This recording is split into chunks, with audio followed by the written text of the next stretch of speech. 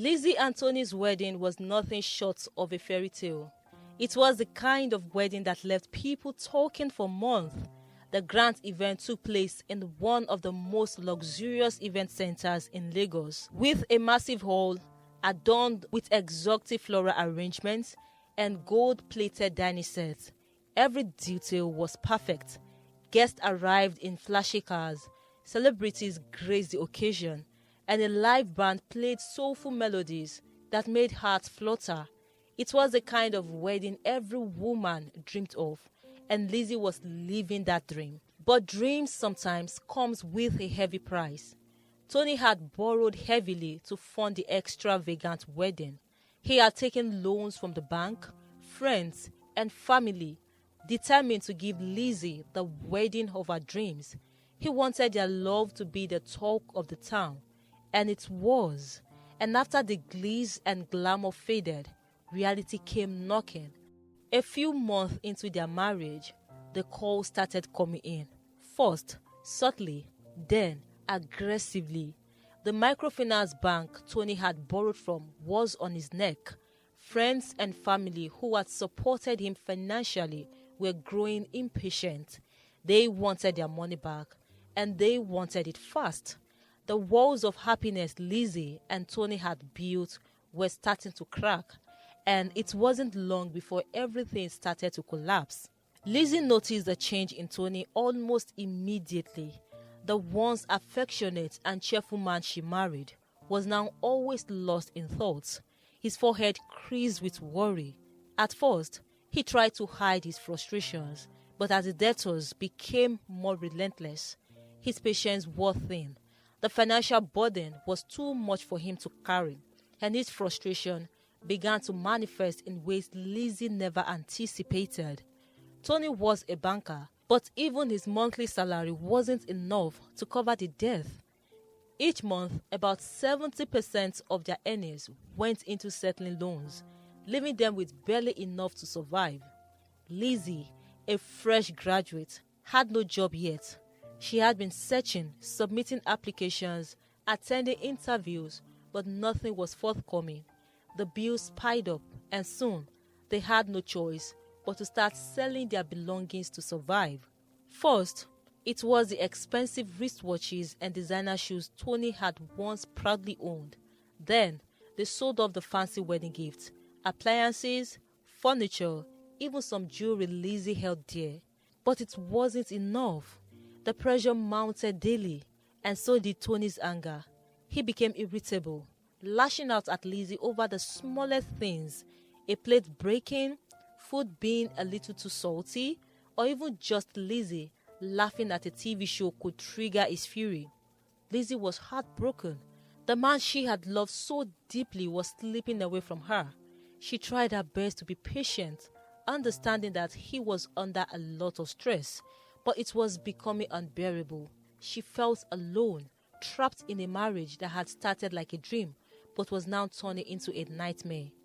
Then, one day, she began to feel strange, nauseous in the mornings, overly tired, and unusually sensitive to smells. At first, she dismissed it as stress from all the emotional and financial turmoil, but when the symptoms persisted, she decided to visit the hospital. The result? She was pregnant. Lizzy sat in the doctor's office, staring at the test result in shock. How was she supposed to break this news to Tony? They were already struggling financially. How would they cope with the expenses of raising a child? Fear gripped her heart. She knew Tony wouldn't take the news well. That evening, she waited for him to return home, her heart pounding with anxiety. When he walked in, his face was already weary from another long day at work. He barely acknowledged her before sinking onto the couch, rubbing his temples. "Tony," Lizzy began hesitantly, wringing her fingers nervously. "What?" he snapped, not even looking up. She swallowed hard, her voice barely above a whisper. "I am pregnant." Tony's head shot up. For a moment, there was silence. Then, he let out a dry laugh, one that sent chills down Lizzy's spine. "You're what?" "I'm pregnant," she repeated, her eyes already welling up with tears. Tony sprang to his feet, his face contorted in disbelief and frustration. "Are you serious, Lizzy? At a time like this? How could you let this happen? Can't you see we are drowning in debt?" Tears streamed down her face as she tried to hold herself together.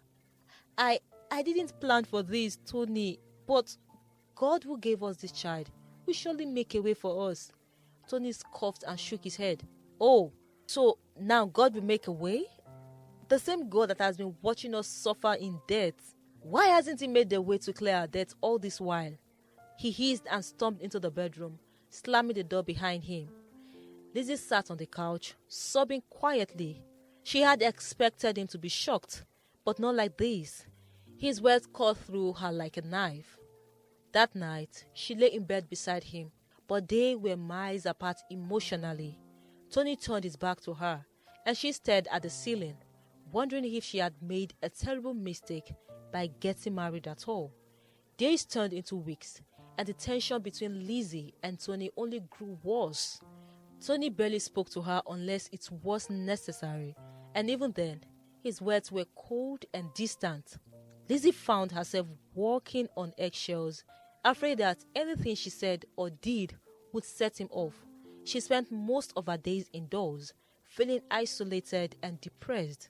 She had always imagined pregnancy to be a joyful experience, filled with love and excitement, but for her, it was a lonely and painful journey.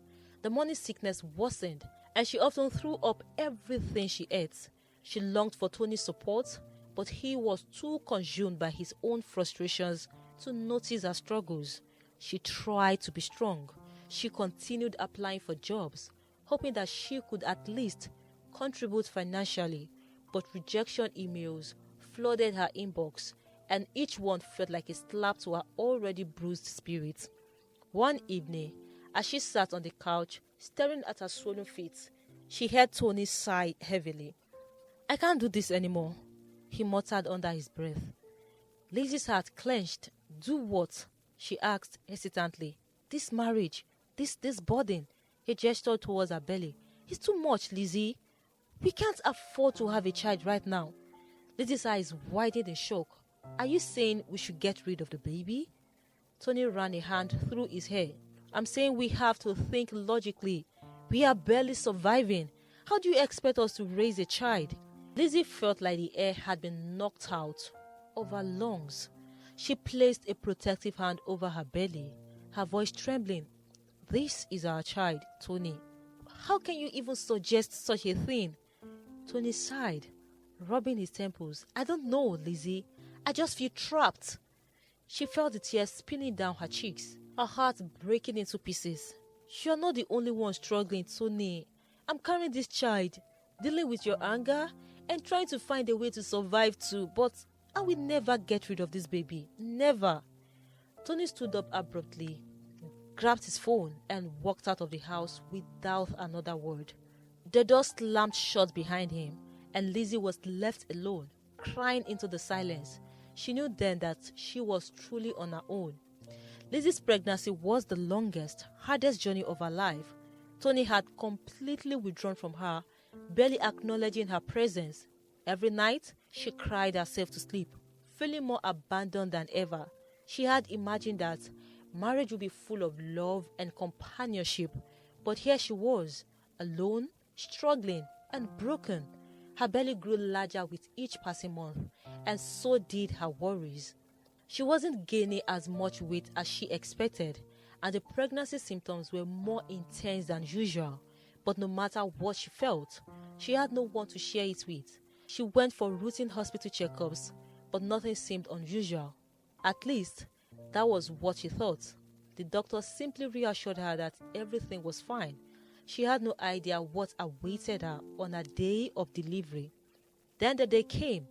Lizzy went into labor earlier than expected. The pain was unbearable, unlike anything she had imagined. She was rushed to the hospital in excruciating pain, her body barely able to handle the strain. Tony, despite his frustration, rushed her to the hospital in a panic. At that moment, all his resentment was drowned in the urgency of the moment. His wife was in pain and he had to get her to safety. Hours of agony later, Lizzy finally gave birth. One baby came out, then another, and another. The doctors and nurses exchanged surprised glances, their hands moving quickly as they handled the unexpected miracle. By the time the last baby was delivered, the room fell into a stunned silence.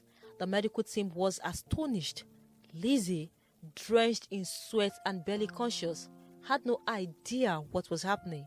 She struggled to keep her eyes open as she heard muffled voices around her.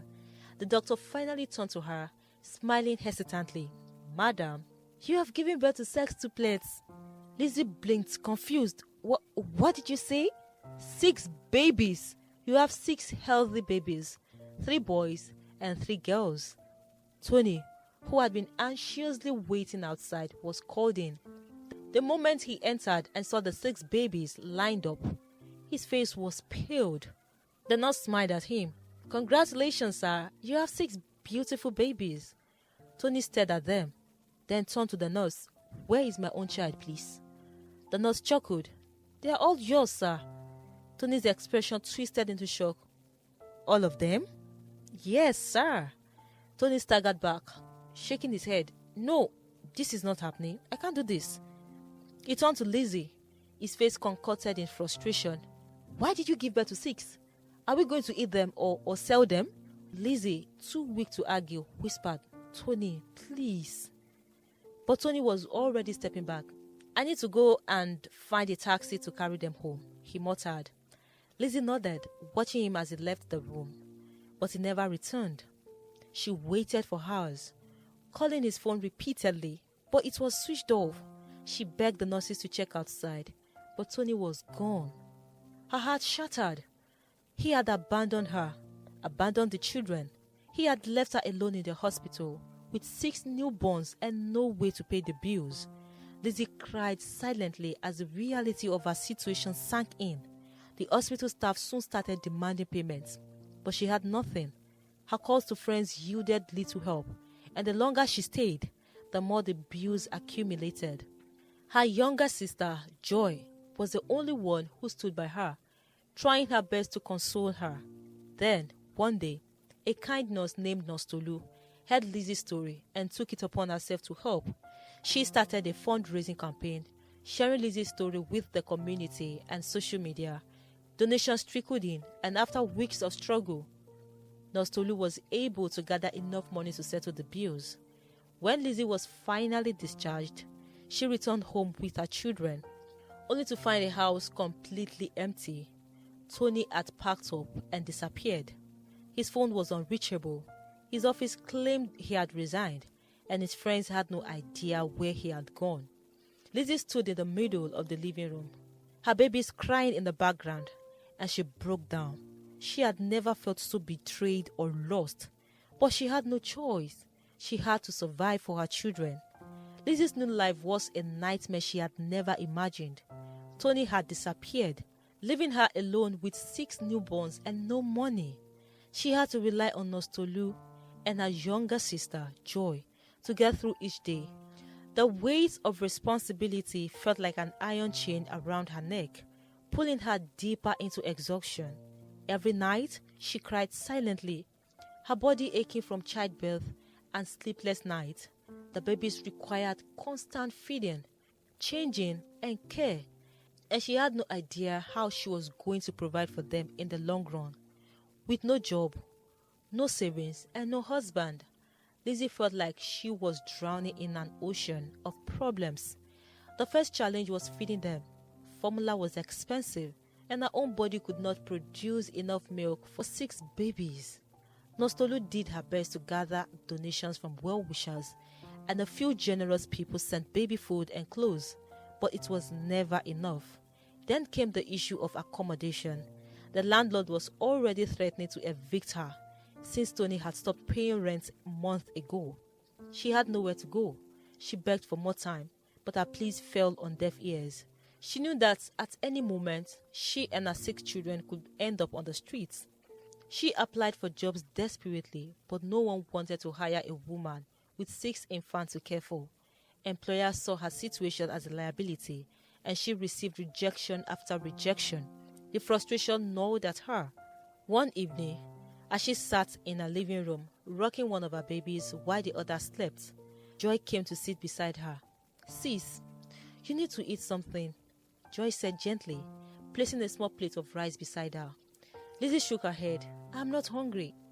"You have to be strong, Lizzy. If you break down, who will take care of the babies?" Tears welled in Lizzy's eyes. "I don't know what to do, Joy. I feel like giving up." Joy held her hand. "You can't. You won't. We'll figure something out." The next day, Nostolu came with some good news. "Lizzy, I've reached out to some NGOs and government agencies for support. The process is slow though, but I promise I won't stop until we get help." Lizzy looked at the older woman with gratitude. "Thank you, Nostolu. I don't know what I would do without you." Weeks turned into months, and Lizzy fought with everything she had. She took up remote work as a virtual assistant, earning just enough to buy food and basic necessities for the babies. Joy helped as much as she could, but it was an uphill battle. Then, finally, after nearly a year of struggle, the government responded.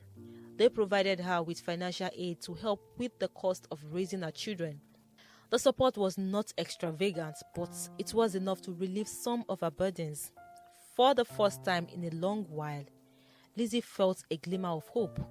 As she held Nostolu's hands tightly, tears streaming down her face, she whispered, "You saved me." Nostolu smiled. "No, Lizzy, you saved yourself. You fought and you survived." Lizzy looked down at her 6 children, now growing into lively toddlers. She still had a long way to go, but one thing was clear. She was no longer that scared, abandoned woman in the hospital. She was stronger, wiser, and ready to face whatever came next. 10 years had passed since the fateful day in the hospital when Tony walked out of Lizzy's life. 10 years of struggle, 10 years of sacrifice and resilience. Lizzy had grown into a strong, independent woman. She had built a life for herself and her children despite the odds stacked against her. She juggled multiple virtual jobs, worked tirelessly to ensure her children had a good life, and with the help of Nostolu and Joy, she had managed to keep going. Her children, now 10 years old, were the center of her world. Each of them had a unique personality, and despite the hardships, they brought her endless joy. They were growing into intelligent, kind-hearted kids, and every time she looked at them, she knew she had made the right choice in fighting for them. One evening, as she prepared dinner, she heard a knock at the door. She wiped her hands and walked over, wondering who it could be. When she opened the door, her breath caught in her throat. Tony. Her heart pounded violently against her chest as she stared at the man who had abandoned her all those years ago. He looked different, older, weary, almost unrecognizable. There was shame in his eyes. Regret etched deep into his face. Lizzy crossed her arms. "Who are you?" she asked, her voice calm but firm. Tony swallowed hard. "Lizzy, please. I know you're angry. I know I was a coward. But please, don't pretend like you don't know me." She tilted her head, studying him with an expression devoid of emotion. "How may I help you?" "Lizzy, I came to beg for your forgiveness. I have no excuse for what I did. I was scared, overwhelmed, but leaving you was the biggest mistake of my life." Lizzy let out a humorless laugh. "Oh, it took you 10 years to realize that." He took a step forward, but she raised her hand, stopping him. "Don't. I don't need your apology. My children don't need you. We have lived just fine without you. Please, Lizzy." Tony pleaded, falling to his knees. "I have been through so much. Life has humbled me in ways I never imagined. I know I don't deserve it, but please, give me a chance to make things right." Lizzy's hands trembled, but she steadied herself. "You don't deserve anything from me, Tony. You left me when I needed you the most. You abandoned your children. There's no place for you here." She turned to walk back inside, But Tony grabbed the hem of her dress. "Please, Lizzy, at least let me see them." Lizzy froze. Her children, the very ones he had turned his back on. She slowly turned to look at him, her gaze piercing. "You don't deserve to see them." Tears ran down Tony's face. "Please, just once." Lizzy inhaled deeply. The emotions within her swelled like a storm. Anger, pain, betrayal, but also something else, something she couldn't quite place. She looked him in the eye and said, "Get out of my house, Tony, and never come back." Then, without another word, she shut the door in his face. Tony remained outside, his sob audible, but Lizzy didn't care. She had fought too hard to let the ghost of her past shake her now.